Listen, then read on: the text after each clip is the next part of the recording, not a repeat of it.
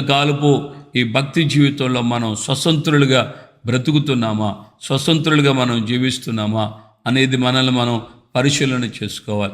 స్వతంత్రులుగా మనం ఉన్నామని మనం అనుకుంటున్నాం. నేను వెళ్తున్నాను, వస్తున్నాను, ఇంటికి చర్చికి వెళ్తున్నాను, నా పనులకు వెళ్తున్నాను, వస్తున్నాను. కానీ నిజంగా సత్యములో మనం నిలిచిన వారమైతే, సత్యమును మనం గ్రహించినప్పుడు ఆయనకి శిష్యులం అవుతున్నాం. అప్పుడు ఆ సత్యమే మనల్ని ప్రతి విధమైన బంధకాల నుంచి విడుదల కలుగు చేస్తుంది. ప్రార్థనకు వస్తూ కూడా కొంతమంది బంధకాల్లో ఉన్నారు. ప్రార్థనకు వస్తూ కూడా కొంతమంది అపవిత్రతలో ఉన్నారు. ప్రార్థన చేస్తూ కూడా కొంతమంది దొంగలుగా, వ్యభిచారులుగా, అబద్ధికులుగా, త్రాగుబోతులుగా, జోదగాళ్ళుగా ఈ విధంగా కొన్ని కుటుంబాలు జీవిస్తూ వస్తున్నాయి. దీనికి కారణం ఏంటంటే వారు ఇంకనూ పరిపూర్ణంగా ఆయన యొక్క వాక్యంలో నిలిచిన వారు కారు. ఆ వాక్యమందు వారి జీవితాల్ని నిలబెట్టుకున్నటువంటి పరిస్థితి లేదు. గనుకనే